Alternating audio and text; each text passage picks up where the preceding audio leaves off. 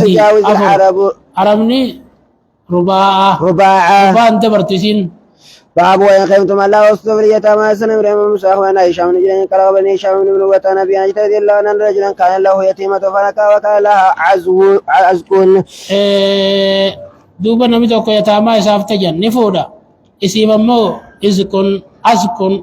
بروت مراته وكان يمسك عليه إفر ركبا بروتنا ولم يكن لها من نفسه شيء إسيب انتان يلبو سارة ونتكلم من الماري مارين كنو فكلمة تدرك فودا بر فنزلت فيه وإن خفتم الله وسط اليتامى أحسبه قال قال إشامي أحسب درك تبدا إشام كجي شيخ أحسبه يلما جري جينين سيا قال خنجي كانت شريكته بتجلس شريخ إساس في تاتيا ذلك العزك إدوس كيست وفي ماله. وليس كيستيس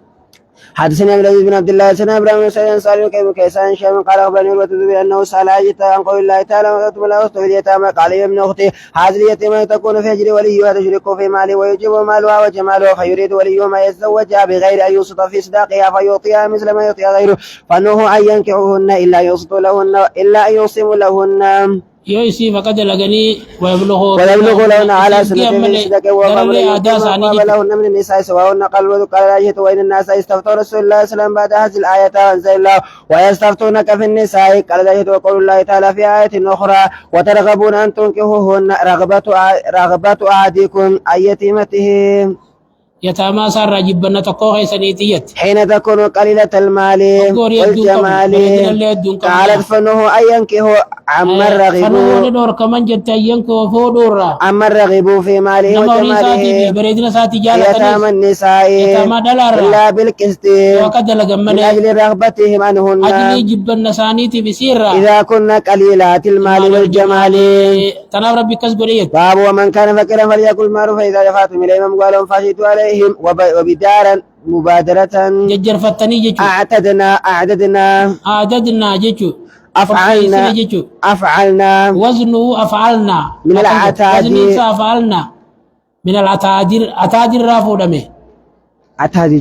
عتادين خرفيسين سجيجوها. حدثني إسحاق بن عبد الله بن بن حسن هشام بن أبي رضي الله عنه في قوله تعالى ومن كان غنيا فليستوي ومن كان فقيرا فليأكل بالمعروف أن نزل في ولي اليتيم إذا كان فقيرا أنه يأكل من مكان قيامه عليه المعروف. باب وإذا ذلك اسمه أولو القربى واليتامى والمساكين أتنا منهم بدنا وبين عبد الله يشجع عن سفيان عن الشيباني كلمة ابن عباس رضي الله عنهما وإذا ذلك اسمه أولو القربى واليتامى والمساكين قال هي محكمة أنكم قال المباس قدا محكمة داجي وليس بمنسوخة تابعه سعيد بن عباس إكرماء جلخايا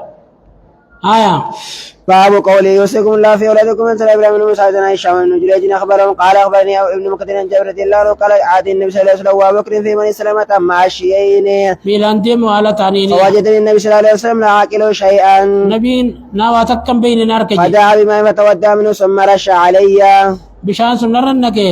فأفقت فقلت ما تأمرني أن أصنع في مال يا رسول الله فلنبي يوصيكم الله في أولادكم باب قولي ولكم نصف ما ترك أزواجكم أنتم أمروا عن ورقة عن النبي أنا طيب بن رضي الله عنه قال كان مال الولد وكان الوصية للوالدين كافة راجج المرابي وصيانا مو للوالدين فنسخ الله من ذلك ما أحب فجعل للذكر مثل أجر الأنثيين وجعل الأبوين لكل واحد منهما السدس والثلث وجعل المرأة أما أبا سدس غريب ثلث غريب أما قدر لك كمانسان وجعل للمرأة الثمن والربع وللزوج الشطر والربع جارسا بمو چنا غوري يوني في المقباتين يول مقبات مو جارتين ربع غوري جيتو باب لا يحل لكم ان ترثوا النساء كرا ولا تعدلون لتزاوجوا بعد ما اتيتموهن لا ويذكر ابن عباس لا تعدلوهن لا تقهروهن حوبا اسما تعول تميل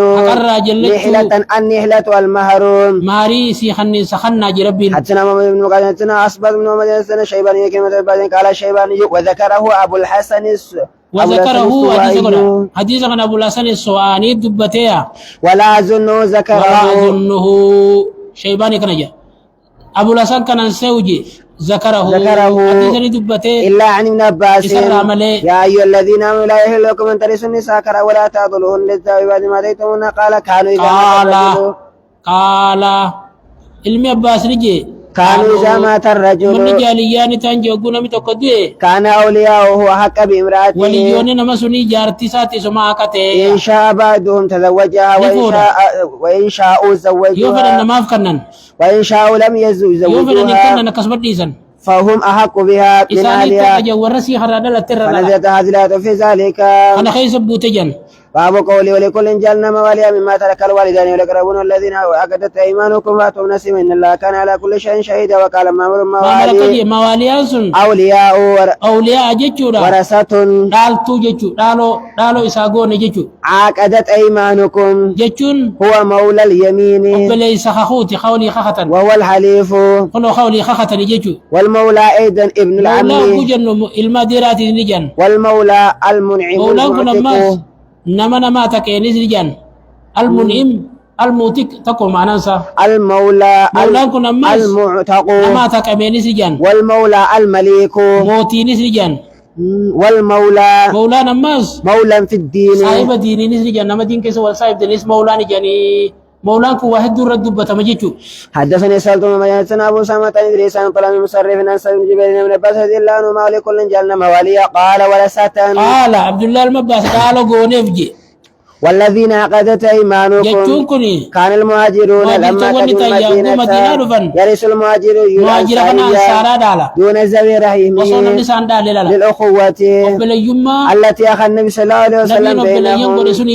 فلما نزلت ولكل جعلنا مواليا نسخت شارم تكسب ثم قال إيغانا عبد الله المباس أماس نجي والذين عقدت أيمانكم في قوله تعالى والذين عقدت أيمانكم جتون سنجي من النسر ولتمسونا والرفادة والغرغارونا والنصيحة نسيا إسانيا دونا وقد ذهب الميراث ويوصي له ندام تافجي لا لما يوفيت وبليس خيا وانا كنا خنا جتا اجي سمي أبو أسامة إدريس أبو أسامة إدريس لا دقي جدي وسمي إدريس طلحة إدريس طلحة دقي دران أنين في دبر أني سنة كم أن تانف سمي أسون صرح جيتو دبي هيا باب إن الله لا يظلم مثقال ذرة يعني زينة ذرة أنجا متي تكلي جيتو حدثنا ابن عبد العزيز بن أبو ما أفسد من سيد عزيز مثل ما يقول من يسأل من أبي سعيد الخدري رضي الله عنه أنه ناسا في جنة النبي صلى الله عليه وسلم قالوا يا رسول الله هل نرى ربنا يوم القيامة قال النبي صلى الله عليه وسلم نعم هل تدارون في رؤية الشمس بالزهيرة جزيا دون ويتو جيتو ضوء ليس فيها ساب قالوا لا قال وهل تدارون في رؤية كما ليلة البدر ضوء ليس فيها ساب قالوا لا قال النبي صلى الله عليه وسلم في رؤية الله عز وجل يوم القيامة إلا كما تدارون في رؤية عادي ما إذا كانوا يوم القيامة أذن مؤذن يدعو بكل أمة ما تعبد فلا يبقى من كان يعبد غير الله من الأموال إلا يتساقطون في النار إبدا غيسا كوكوفا مليجا حتى إذا لم يبقى إلا من كان يعبد الله بر أو فاجر منافقة أو مؤمنة وغبرات أفهم ما الكتاب سأل الكتاب فيدعى اليهود قالوا لهم من كنتم تعبدون قالوا كنا نعبد نعبد قالوا كذبتم اتخذ الله من صاحبة ولدين فماذا تبغون فقالوا عطشنا ربنا فاسقنا فيشاروا على تردنا فيشارون للنار كأنها سراب يقطم ما دون إساني بخي خنين ليتني جني فيساقطون في النار ثم يدعو النصارى فيقالوا ما كنتم قلنا قالوا كنا نعبد المسيح ابن الله فيقال لهم كذبتم اتخذ الله من صاحبة ولدين فيقال لهم ماذا تبغون وكذلك مثل الأول حتى إذا لم يبقى إلا من كان يعبد الله من بر وفجر وأتاهم رب العالمين في أدنى سورة من التي رأوا فيها فيقال ماذا تنتظرون وتتبع كل أمة ما كانت تعبد قالوا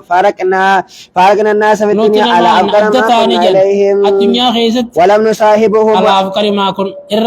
الرجبدو أجوان سانت تانيتو غافة الدنيا جروا والدنيا ولم نصاحبهم ونحن ننظر ربنا الذي كنا نعبد فيقول أنا ربكم فيقول لا يشرك بالله شيئا مرتين أو ثلاثة فهو فكيف إذا جئنا من كل أمة بشهيد وجئنا بك هؤلاء شهيدا المختال الختال الواحد مختال في ختال تقم معنا نطمس وجوها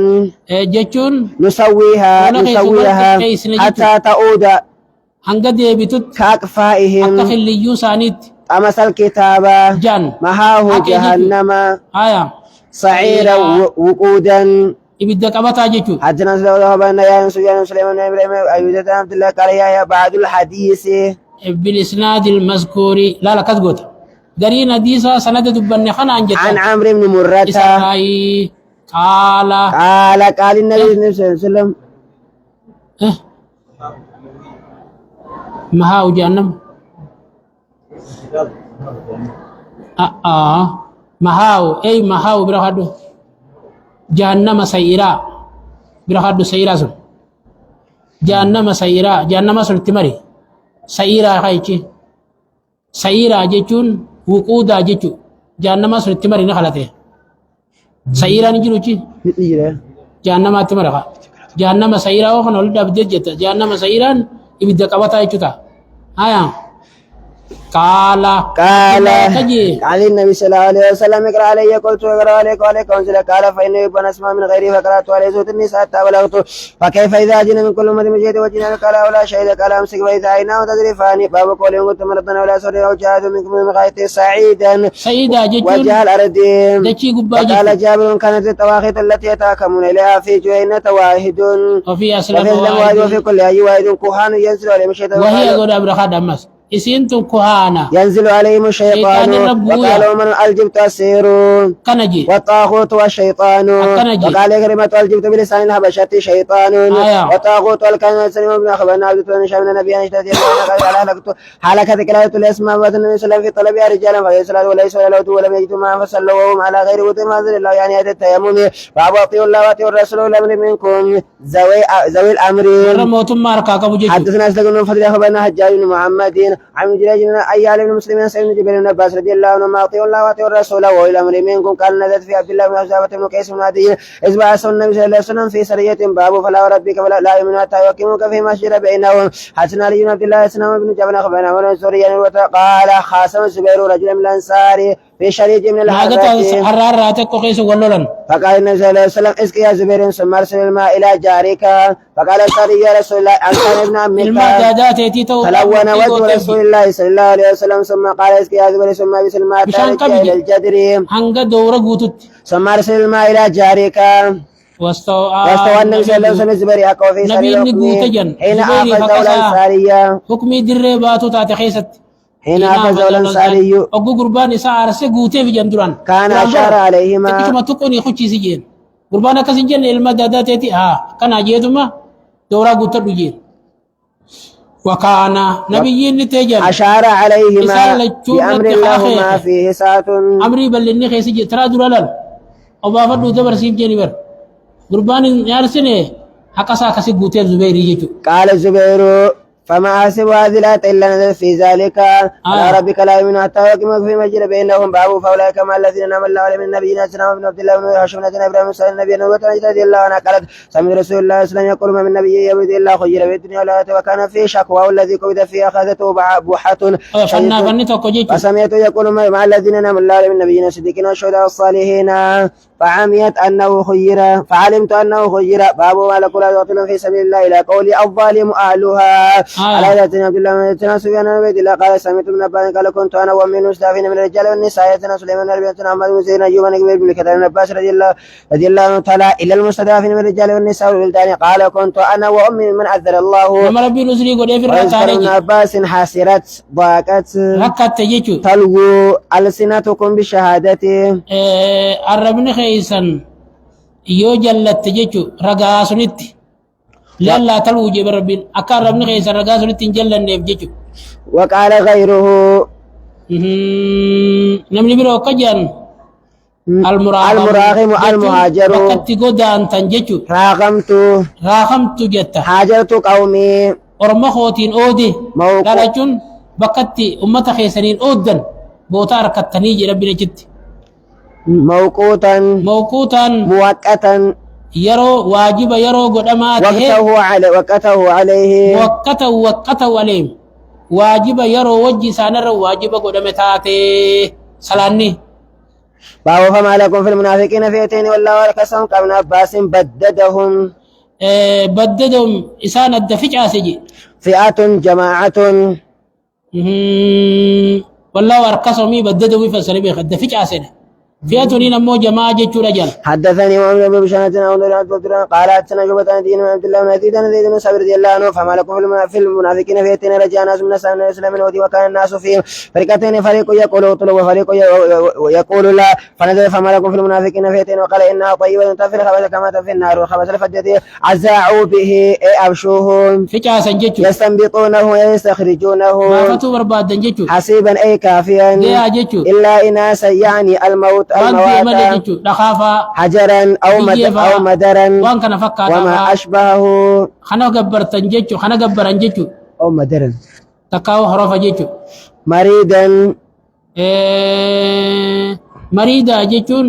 أي بونا متمردا جتشو فليبتكن جتشون بتكه أجوجان قطعه بري جتشو قيلا قيلا وقولا قيلا في قولا واحد ما ننتقو طبع أي ختم طبيعة جتشون أي ختمة godun goda me takawu sumudan dawun karabbin qalbi sani dalawono باب ومن يقتل مؤمنا متعمدا فجزاؤه جهنم ويزن من اياسنا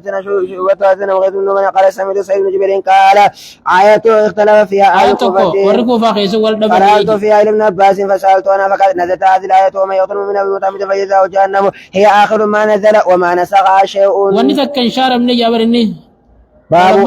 أكس ولمي مؤمن الجيسي توبان لما خلاص إلا لأن عبد الله بن قدرت باب ولا تقولوا لمن ألقى إليكم السلام لست مؤمنا السلم والسلام واحد